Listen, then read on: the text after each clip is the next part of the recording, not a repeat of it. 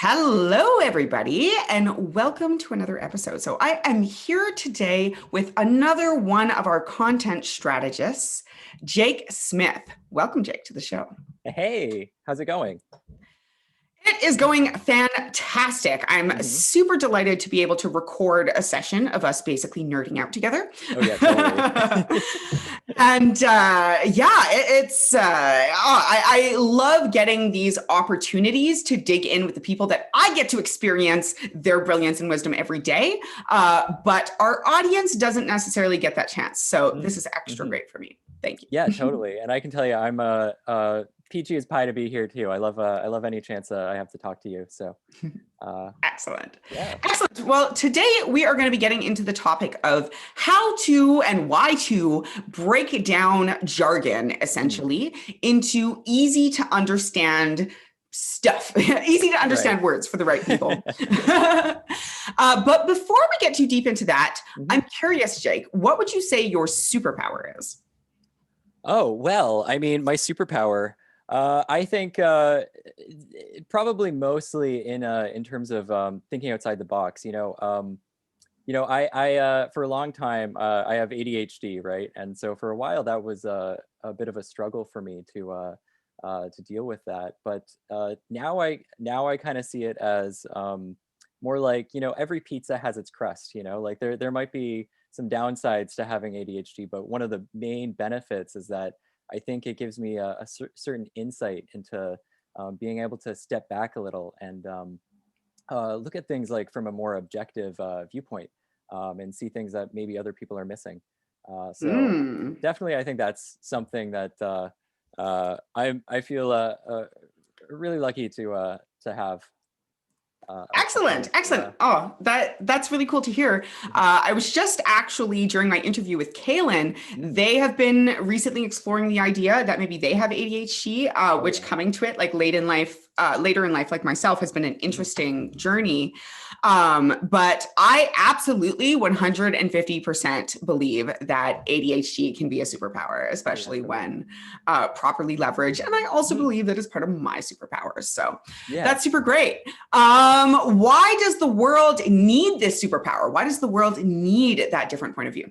Oh, yeah, that's a great question. I mean, like, for so many times, like people are just basing their ideas, like how they view the world on what, they're parroting what other people are telling them to believe and stuff, especially in like media and whatnot. So I really think just being able to have that fresh perspective, to be able to stand back and just like view things as they are and not how we tell ourselves they are.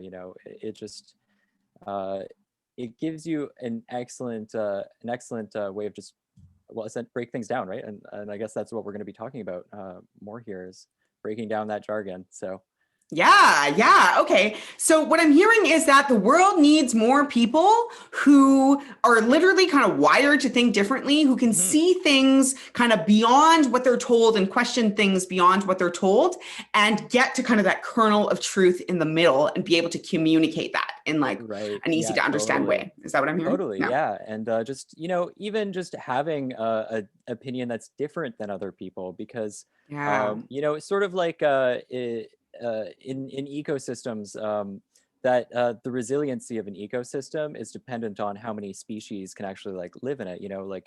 If you have say a big forest that's full of a ton of different animals, and something happens to a section of that forest, it's more likely to rebound if it has all these animals filling different niches inside of it. And I think humans are kind of this interesting animal because we live in an ecosystem entirely populated of ourselves. And so to have people in it that can think differently than the other people really fuels our resiliency and our ability to adapt and to grow. So well said. Well said. Diversity builds resiliency. Exactly. Actually, in fact, what I'm hearing is more than just building resiliency, it's possible that I'm having a brain fart on what the author's name is, but there's this book called Anti-Fragile. It's a fairly dense book, but basically the root concept in it is that there are certain systems that when faced with diversity and adversity, don't just become more resilient, they actually become stronger. A really, really simple example is your muscles, right? Like your muscles need to be like worked hard in order to grow, and they like break a little bit, but then they like grow back stronger, kind of a thing. And essentially diversity provides opportunities for us as human beings to engage those multiple systems by being uncomfortable, by experiencing different points of view, by having someone maybe with a different perspective who can come in and see different elements of something. So yes, needless to say, I agree. Yeah, totally. Yeah, and I think too, that's something that a lot of businesses right now are realizing, especially in like creative, in the creative economy.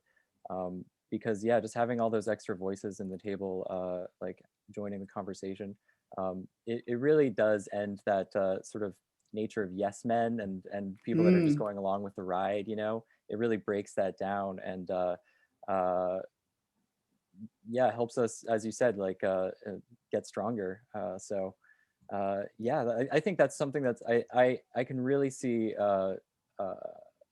Really positively affecting the world in the next 10 years is as businesses learn that superpower that they can have just through maybe even just refining their hiring process and whatnot.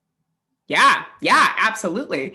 And understanding that superpower and then communicating it to the world, I don't know, something that people might need help on, something that perhaps we can help with. I don't know.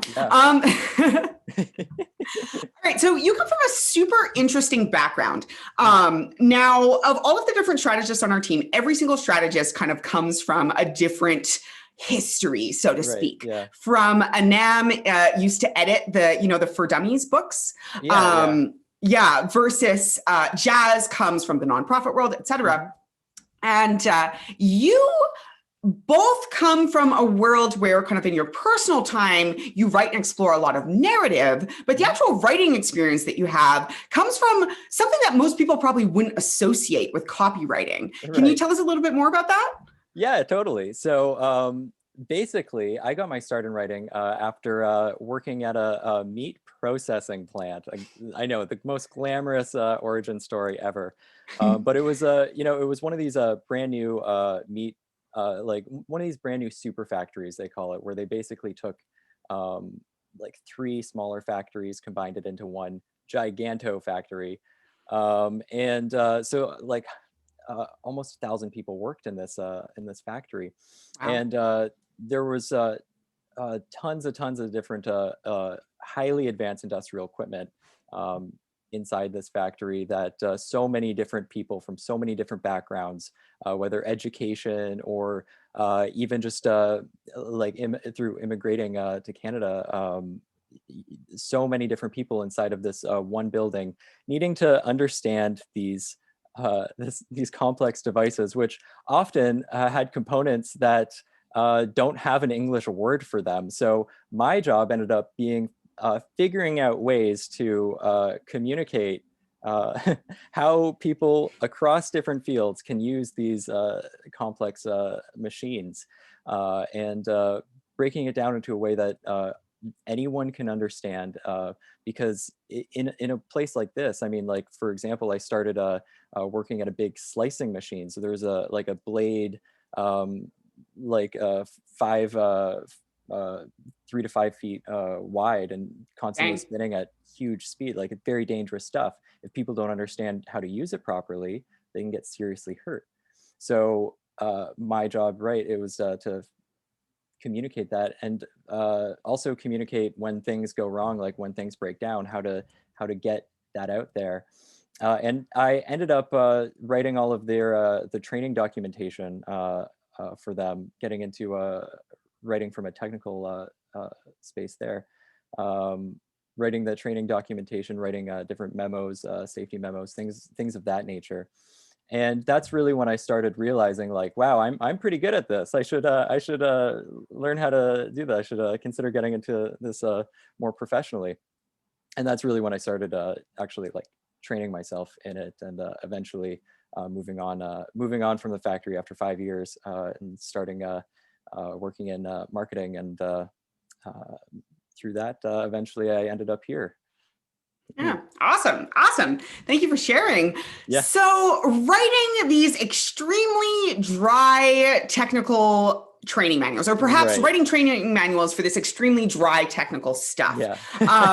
What were some of the things that you could do? I think a very common challenge in our industry is clients really feeling attached to that more technical jargon.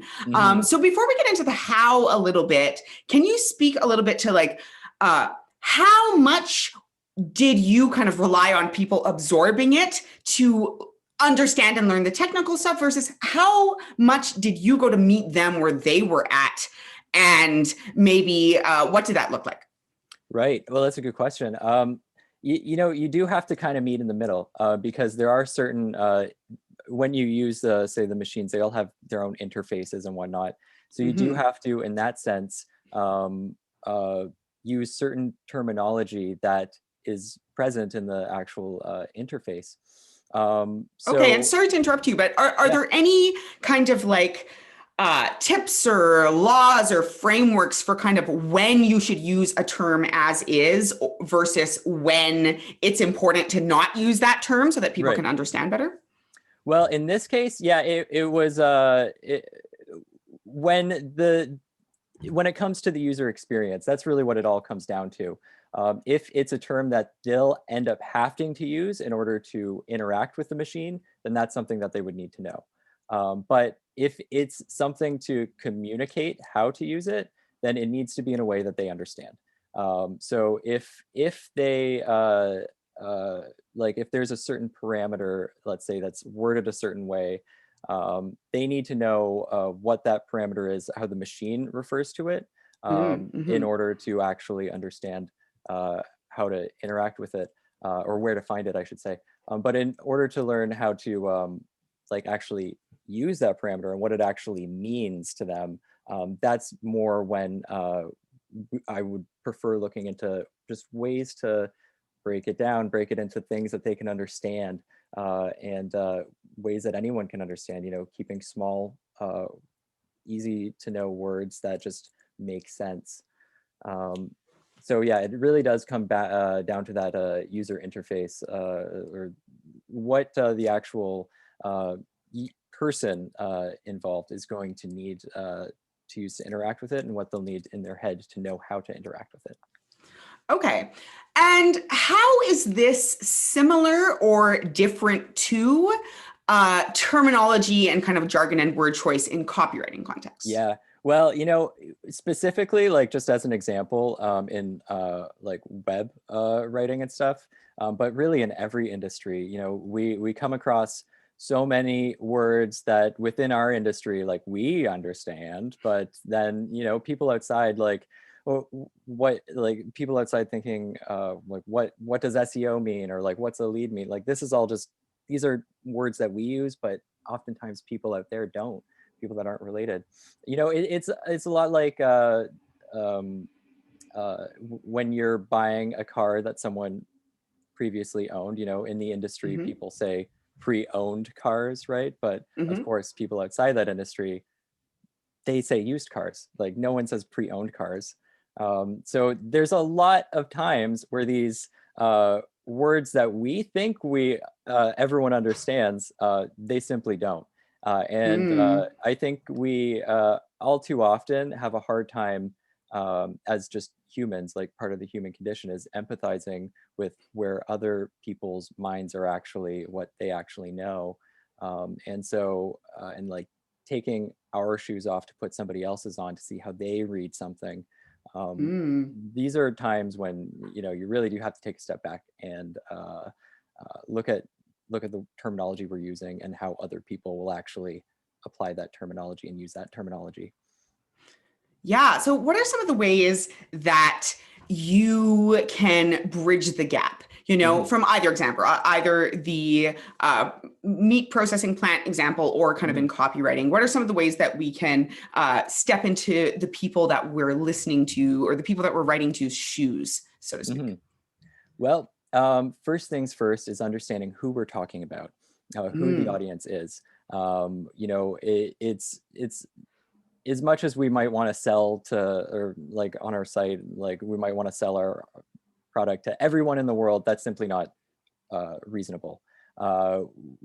We do have people that we're targeting.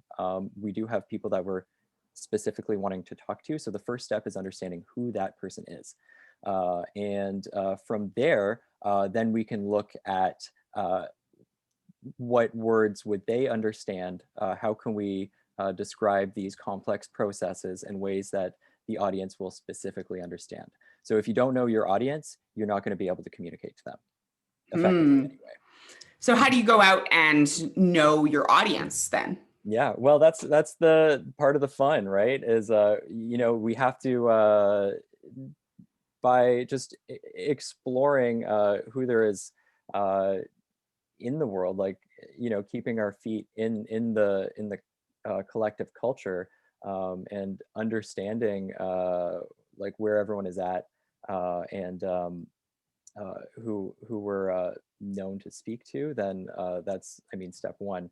I know for us, communication is the main thing. Like talking to people, like asking, like literally, like talking to people and asking them questions. Talking, just literally talking to people is the main way about going to that. You know, you just have to break things down, get to the very nitty gritty when you're talking to people, talking to these clients, to try to get into more of the details about who it is that they want to talk to.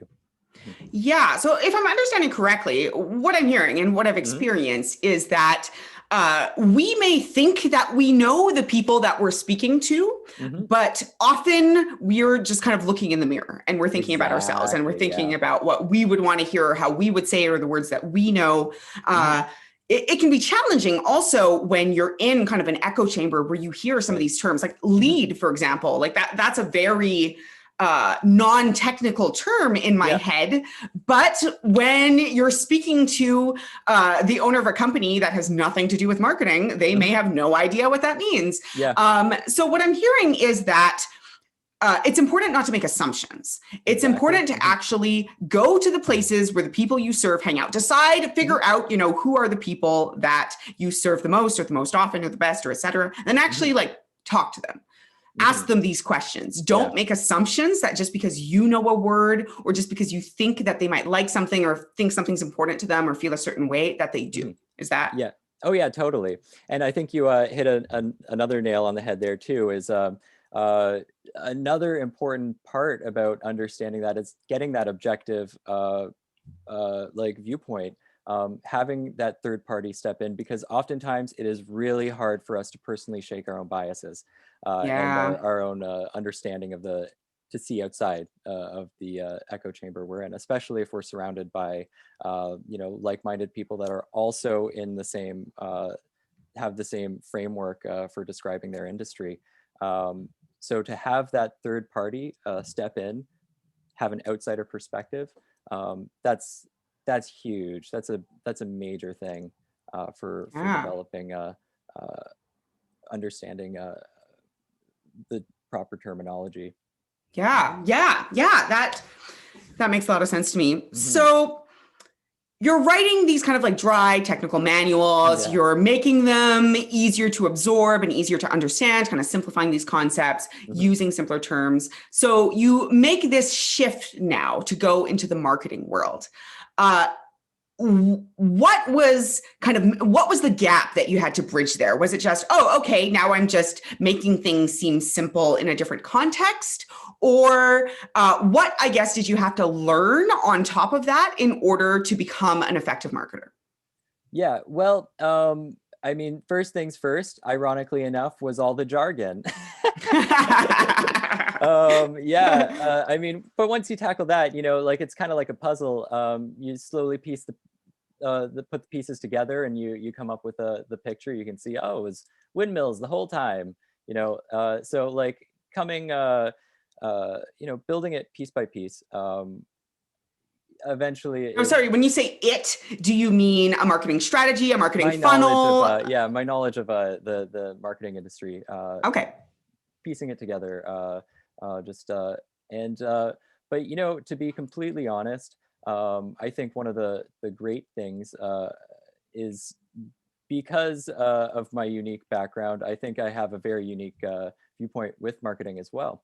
And having that outsider opinion, just working through with people and developing Mm, strategies with them, I think there's a lot of things that I have been able to figure out with people that some of our even more experienced, not with us, but in previous work, previous companies, some of their other marketers just didn't have the same insight, which I found was very unique, or sorry, very interesting coming into it. Because when we start a new industry, it's, I think, pretty common to have that sort of imposter syndrome, like mm, especially when you're new. Like I was super new at that point.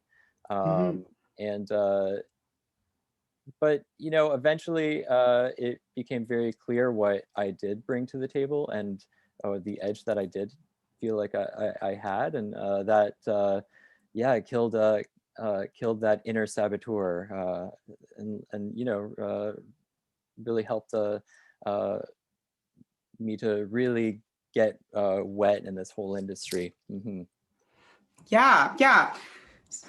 So what I'm hearing, and this is kind of something I've experienced with all of our strategists, because we do Yeah. come from such a diversity of backgrounds, Hmm. is that it's easy to think, oh, coming in, well, I'm an imposter, there's so much I have Right. to learn, et cetera. And of Mhm. course, there's so much you have to learn. But because you come from a different perspective where you're still trying to essentially make authentic connection with people, essentially Mhm. trying to sell something within the company, just you're trying to sell doing things the right way and Mhm. efficiently and in a way that is streamlined, it sounds like that actually brought a different perspective in, because anyone can learn the marketing skills, Mhm. but that deeper experience with connecting to people is Mhm. something that basically you can't learn no matter how much skill Right. engagement you do. Yeah. Yeah, marketing really, it is about connecting people, and Yeah. that's if you can't do that, it's going to be uh you're going to have a very hard time at it, because it's not, it's, I think when people think of marketing, they instantly start thinking of like money to product kind of thing, but that's not it. Money is always in the hands of people, products go into the hands of people.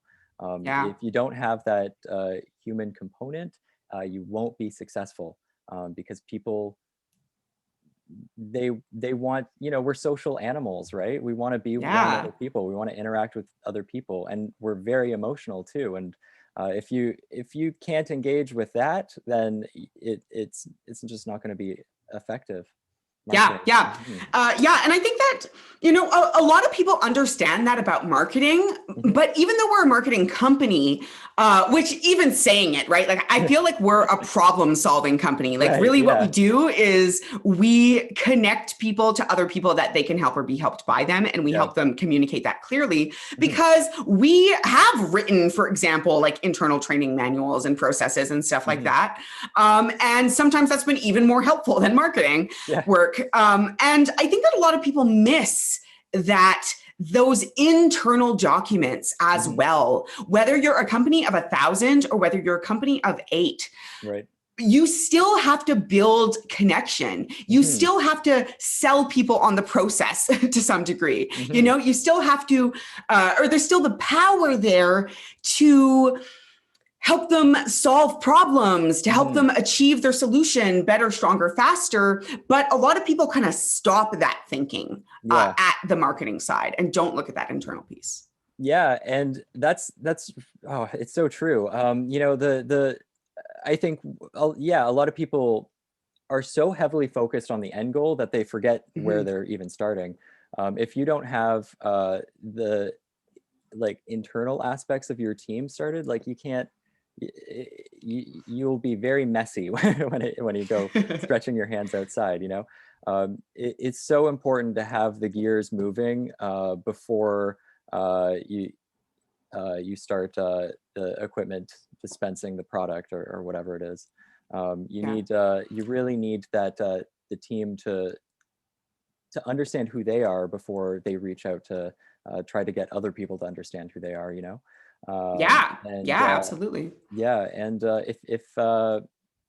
if you don't have that sort of cohesion, that if you as a team aren't operating under the same uh, framework, under the same way of thinking, it is just going to be a mess. You won't be as productive, and it's yeah, you definitely need to have that sort of consistency in process. Yeah.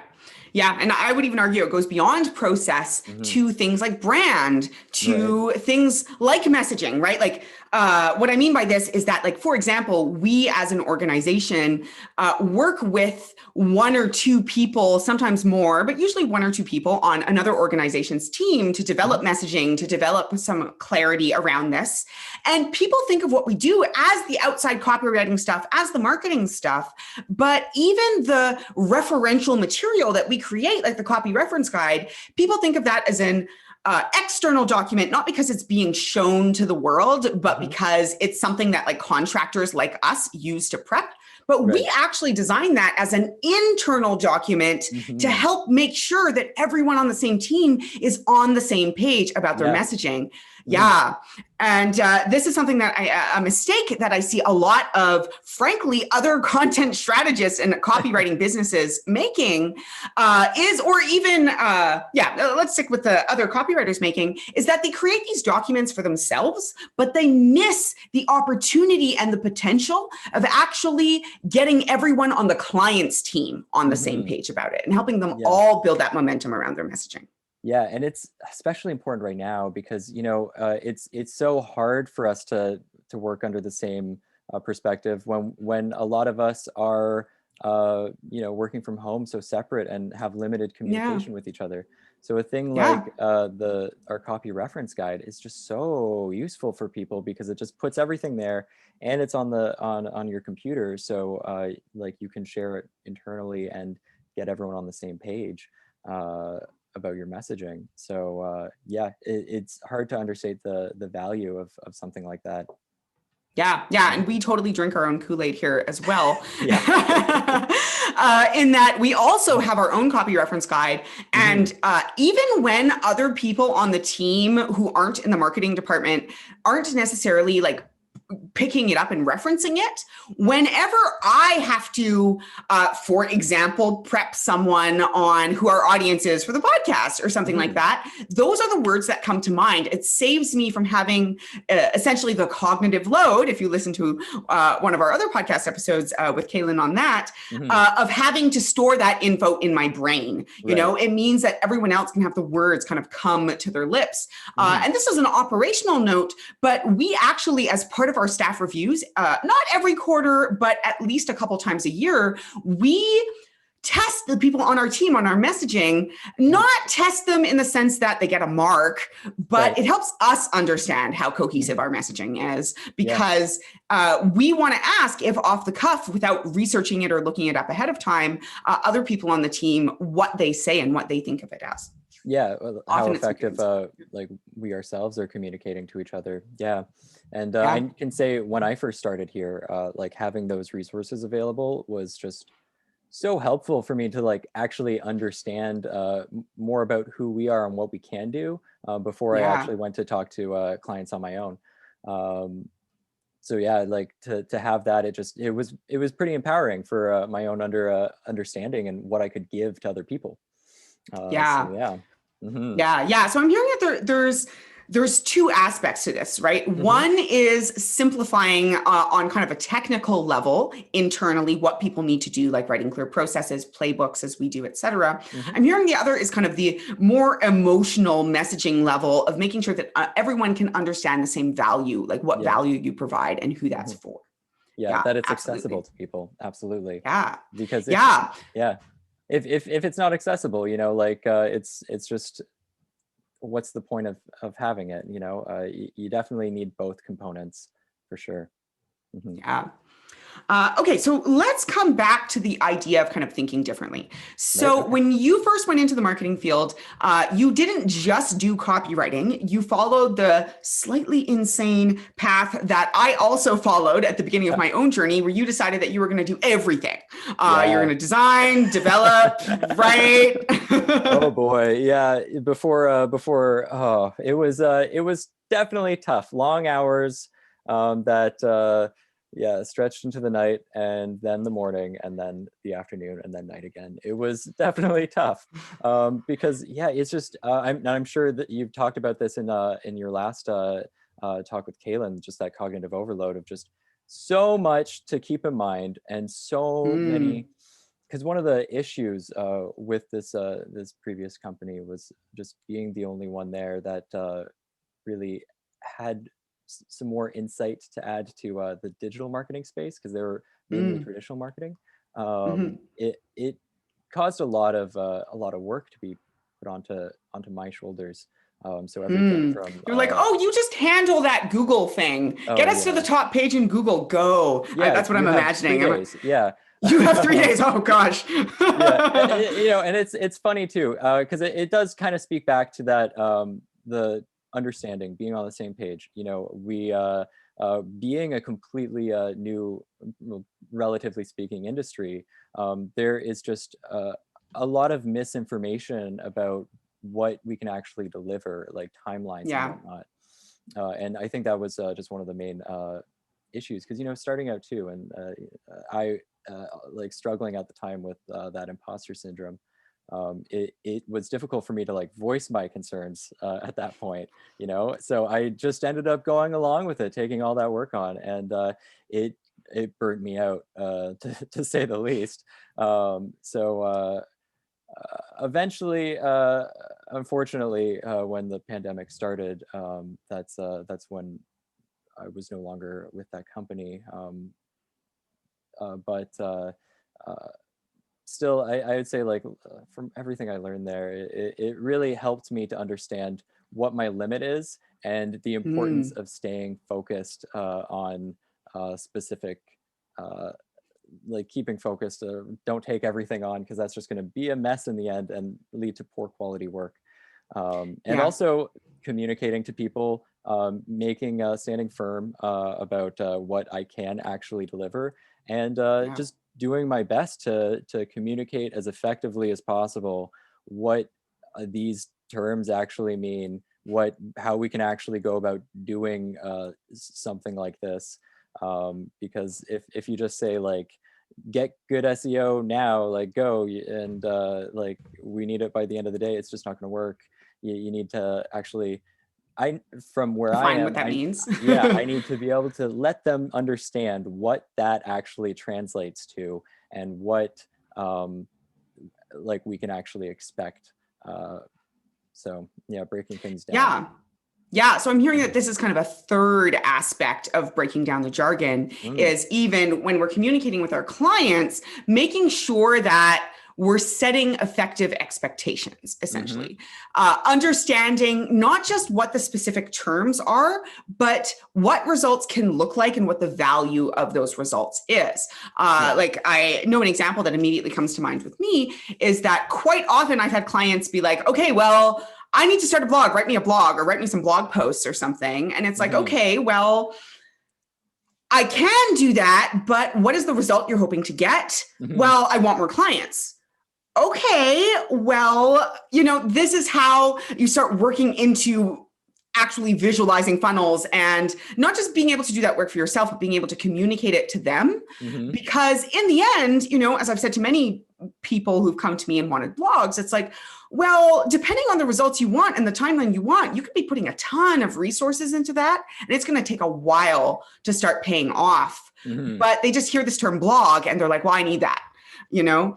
yeah, Um, yeah. So creating effective expectations, what I'm hearing is that being able to kind of break down things, not just in terms of words that sound good or tactics or approaches that sound valuable, but helping people understand what they actually want has mm-hmm. been kind of a critical part of this journey. Yeah, totally. I mean, it's hard to understate the power of words. Words are really how we connect to everyone. And s- yeah, like being able to effectively communicate is just one of the most powerful tools anyone can have, whether just individually or as a business. That it's really the glue that connects everyone in an organization and outside of that organization. It's how humans connect with one another and share complex information over generations.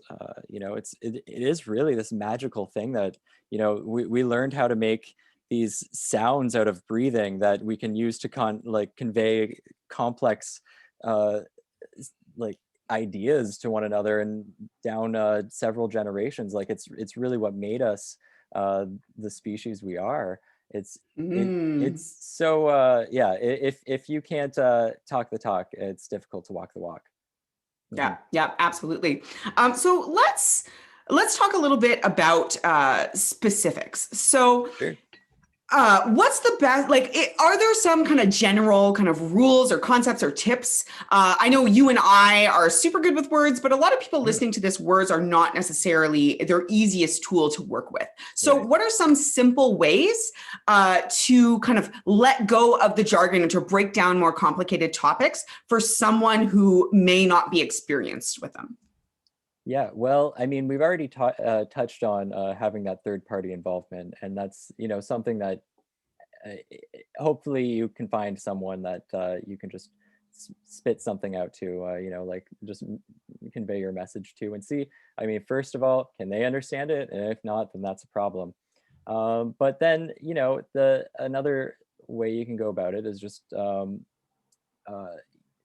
take a step back, look at the words you're using individually, one by one. Look at, say, the specifically the nouns, the objects. That's a Mhm. big part, and just see, is that something that would be in a dictionary? And if it's not, then that's maybe it's jargon, right? So, and yeah, another good tip that I would say, a lot of people, it's not communication isn't the difficult thing; it's writing and Mhm. getting that word out. Especially in the business world, I think there's a high number of dyslexic people that go into business because it is a lot more word of mouth than Yeah. actually written down. And so I would suggest rather than sitting in front of your computer and typing out any messaging, look into like actual dictation software, stuff like that, like actual ways that you can speak. Because that's the other beautiful thing about like more specifically web copy is it works best when it reads like a conversation. And Mm. so you're not, it's very distinct from other forms of communication, other form like books in the third person, uh, it's in the second person, like it's using you and all that. Um, so it is more conversational. So it's a lot easier to um, think about it in terms of actually not as the written tradition, but in the oral tradition, and find ways to communicate uh, just as you would conversing with another person.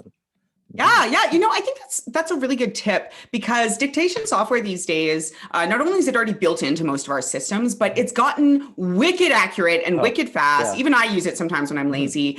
And uh, the fact is that a good writer and a good editor are not always the same thing. An Yeah. excellent writer will be both a good editor and a good Yeah. writer. But for example, like even our strategists, who are all very excellent writers, we still have someone go through and just give a quick proofread, right? Like I've Mhm. had projects, oh my gosh, where there was like a typo or a grammatical error, and someone in the project, the client, decided to take that as a sign that we're terrible writers, and like this proves it, because how can we be great writers and have the grammatical stuff slightly messed up? Mhm. But the reality is that you're trying to tell a story, you're trying to make connection, etc., and you can always hire someone to help you clean it up. But if you're struggling to actually get it down on the paper because writing is a block for you, or when you start writing, it gets all garbled, I think that's a good suggestion. I totally do the flip where when I write, I always try to read it out loud. Right. Because reading it out loud, all of a sudden you hear things that just wouldn't work in a conversation, and another big issue I see a lot of people doing who are not copywriters, especially in internal stuff. I think we all know the clients who love in their marketing or on their website to write long, technical, dense paragraphs and stuff like that. I think we all know that's bad, but internally as well, right? Like no one is going to be engaged with your like team handbook or something if it is huge, long, jargony, dry paragraphs. Oh gosh, that really reminds me of some of the times at this old factory I worked at where we would have to read what we called safety talks, just safety tips and things like that came from the health and safety department, like people way at the top, filtered down to us, and they were just printed out big blocks of text on the sheet that people would have to read, and they would read it in this monotonous voice, and it would take 20 minutes, and everyone in the audience was falling asleep. And it's like, it's safety, man. It's so important in this factory, and because they weren't able to communicate it effectively, all of their words were lost. It didn't matter what they were saying because they didn't make it accessible. And that's so much time wasted. Like, how much time did it take that person to write that huge page of words only for it to not be heard by anyone? It's just, that's so sad. I see that on websites sometimes too, where, and people can be so attached to their words, especially those kind of more jargony words. I will not name any names, but we have worked with a client in the past. I will not even name the industry, but we worked with the client in the past that we did so much work connecting with them and figuring out what, differentiated them, and wrote this like beautiful copy. And they wanted it to be as basically dense and jargony as possible.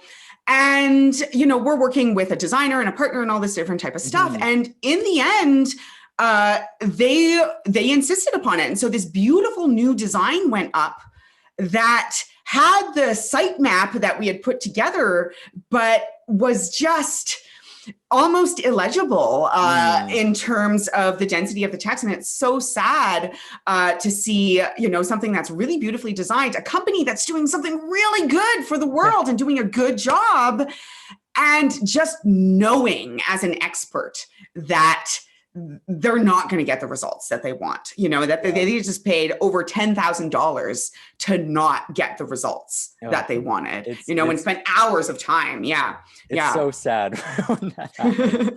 But it's, we can do our best to try to give our expert insight to people, but it is really sad when people get stuck.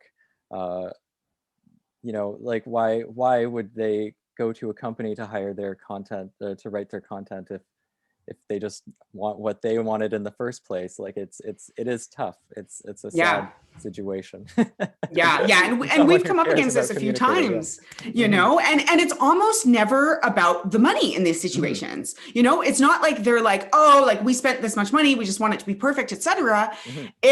It's fear. It's like fear just suddenly grabs them, and they're like, oh, that's too different. I want familiar. But the fact is that people are usually coming to us because the familiar is no longer working for them. They're just word of mouth and referrals. They want a specific type of clientele, or they want more than that. They want a more reliable source of income, right? Anyway, I could go on about this for a while. Well, I have one more point on that too. Please do share. I mean, part of the issue with generic content in our writing is the internet is packed with things already. I mean, if you really want to stand out, if you want your site to actually speak to people, even though generic wording might be more familiar, it's also already everywhere on the internet, and people aren't going to make the distinction of your specific writing. Like, they're not going to tell you apart from other people, because it's all just gray. It's all just the same, right? So yeah. If I had $1 for every time someone was like, oh, I just want to stand out and here are all my values. And then they're like, oh, I'm standing out. I'm standing out too much. This is like, what if I'm standing out too much? It's like, well, then people might just remember you as long as you're standing out in the right way, a way that's in line with your values, your approach, and your audience's needs. Exactly. Yeah. Yeah. You wouldn't want to stick out like a sore thumb. You'd like to stick out like a thumbs up. Yeah, exactly. Nice. All right. So last question before we start to wind down here. How do you strike a balance between writing for a diverse audience and writing in a way that's very personal and specific to an individual audience member? Yeah, well, this is actually this is one of the hearts of the problem because, unfortunately, when we speak to too broad of an audience, that's when the generic words come in and then it's hard to relate to it. So it is important in some ways to make specific, to speak directly to your people.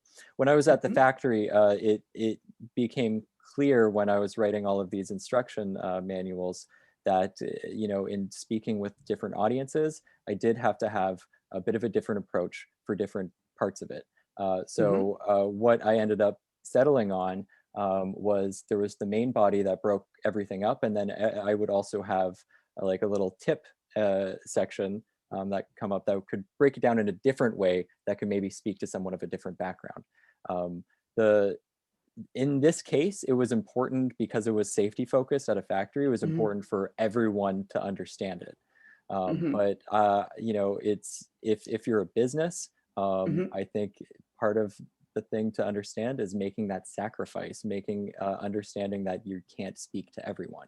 That there is certain people that you would have to you don't need to talk to the people that are actually going to be interested in you more specifically. If it's at a factory, like talking about safety, absolutely, that's something that you have to figure out how to talk to everyone. And so in order to avoid using that generic language, you have to get creative and come at it from different fronts. But if it's if it's like your website and you're selling shoes, you don't need to be speaking to someone who's looking for shirts. You speak to the people you want, right? Yeah. And even I would take this one step further and say, you don't need to speak to literally everyone who is looking for shoes even. You want to know the people who are looking for your shoes, the people who have a problem with their shoes that you can solve with your shoes, or a problem with their life that you can solve with your shoes. Yeah, like the people that are buying stilettos aren't the same people that are buying orthopedics. There's you can use different language there. Yeah, absolutely. And if I'm kind of absorbing and reflecting this correctly, I'm hearing that some of what you're doing there can still be translated over into the copywriting world because, totally. like when we're writing websites, there is an element of the website, like the homepage, where even if you have two different audiences, you're going to have to speak to both of them in some space. But I like what you're talking about, how you can still pull people to different directions. Like you can tell people this section is not for you, or this section is for you and get that personal note while still kind of balancing it with the things that everyone needs to know, right? Like some things everyone needs to know, some things are only going to be relevant to certain kind of subgroups. Yeah, there are some ways that you can speak to I not necessarily everyone, but like multiple audience, multiple people in your audience, and then getting more refined, especially if you're like going down a conversion funnel. Like people are going to be it's better to funnel them into the specific directions that will resonate with them. Than to just think of just having one big funnel you can throw everyone in. Like actually find ways to separate them and speak to the individual's heart, right? Yes, absolutely. Segmenting isn't just for email. You can do it on websites as well. Absolutely. Okay, so all of this is well and good, but I'm curious for you yourself. What is it that gets you up in the morning other than coffee? Well, mostly coffee, if not also my cats. But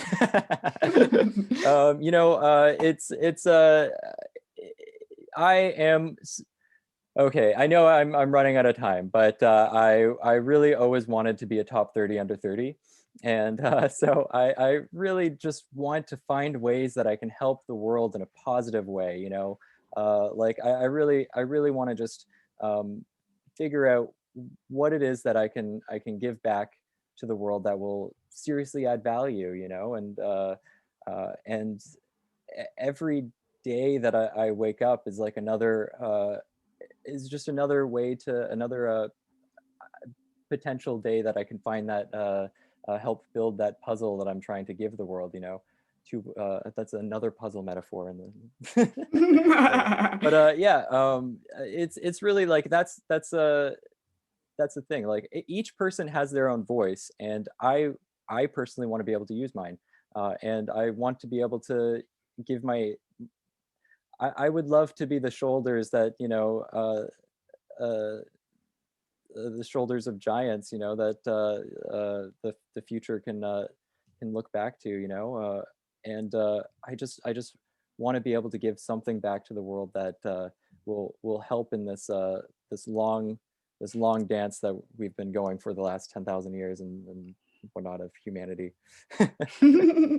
Well, uniting people through communication, maybe I am a little eensy beensy bit biased, but I think that's a great way to make an impact. Oh yeah, totally. Great way And to give that's back to you the know, world. that is part of who we are, obviously, but this company, but that's also part of why I was so happy to be joining this team back when I did, because it really just it fills me with so much joy every day to be able to be doing this for people, to be able to help connect them to other people, and to help them grow as entrepreneurs, and help refine their processes, and all that. It just means so much to me to help make this world a better place in that respect, for other people.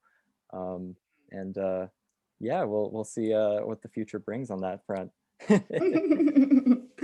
Yes, yes, I so know what you mean. When I was first going into the industry and you know, writing and marketing, but doing it more for like one company at a time, even working for like a nonprofit or something, it was good, but I was like, I'm really, really good at this one thing, and Right. so many people need it Mhm. that it almost feels like you're cheating the world a little bit by like Oh yeah. committing yourself to this one, where also maybe you're having to fight with all the other politics that might be going on internally and Right. stuff, especially when you're not in control of it. And the thing I love so much about Anansi is that we still get to go deep rather than wide, but we get to Mhm. go a lot wider. Oh And yeah. as you said, kind of boost up a lot of other companies, Mhm. and kind of be the wind under the wing. I was going to say be the grease in their wheels. Be the wind under their wings sounds a bit That sounds nicer. better. I Yeah, don't that's a know. bit Yeah, better we'll go with messaging that. there. We'll Yeah. go with that. Yeah. But grease in your wheel, maybe that communicates to some people. So, you know, maybe we should have both of that messaging before we funnel them down. All Yeah. right. Okay, Jake. What is the number one thing that you do to preserve your wellness? To preserve my wellness. Ooh, yeah, that's, you know, it is a challenge, especially right now, when, you know, we're all sheltered inside our own homes, and working from our homes, and whatnot. I think it's really important to make that work-life distinction, you know. Uh, Mm, uh, yeah. right now, I have my computer set up right in my entertainment area, and I realized that was becoming a problem, because it Mm. meant that my working hours were stretching into later into the night than I would have enjoyed. So I know people listening won't be able to see, but I have this nice divider behind me now, that just helps break this really awkwardly long living room I have up. And moving forward, I'm going to be redoing one of my bedrooms to be that office, just to give me that distinction, Yeah. because that is I think a problem that I think when we first went into this pandemic, a lot of us, a lot of businesses were worried about moving into a more remote setting because they thought it would end productivity, that productivity would fall off. But I think now we realize that that's just not the case. For a lot of people, they end up becoming way too productive, and they don't know Yeah. when to stop, and they don't know how Yeah. to unplug. And Yeah, so at least the having, overachievers oh yeah, that like yeah, we work you and with. I, Yeah. and yeah, yeah, having that ability is, it's just gonna, it just really helps, because as much as I love my work and what I can do for people, it's important not to let yourself forget who you are at your core, right? And Yeah. what you are in, what you do outside of work, and who you are, and who is in your specific community and whatnot. It's Yeah. important not to forget any of that, because that's the fuel that gives a lot of us energy to do what we love, to do our work. If you don't have that, you'll run out Yes. of fuel. And And I know you don't and want I, that. we both know what burning out can be like. So Oh, yes. yeah, Oh, it's, yes. especially as like an overachiever, it's just the worst possible thing to happen, because all I want to do is produce. So but turning it Yes. off means you can produce more, if you get, if you can learn how to do that. Yes. Yeah. Yes. Creating that separation as well, at least for me, sorry, I'm like choking on air right now, Oh, no worries. is also helps my entertainment not feel like work as Oh much. yeah. Like if my entertainment is a computer-based thing and I'm sitting Oh in yeah. my office doing it, then it might as well be work. But we don't create the same separation when, say, our computer's in our living room all the time. Like I know many people know that before I had this lovely office, I worked out of my bedroom in this tiny kind of 500 square foot cabin my husband and I were living in. Before that, I lived and worked out of a fifth wheel trailer.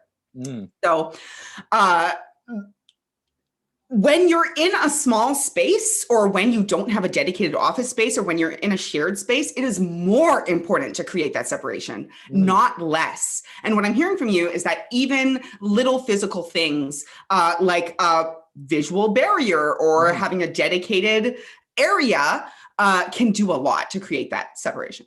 Oh yeah, totally. Especially because I don't know if you relate to this, but I'm a person who likes to pace when I think. I like pacing Yes. around my house thinking.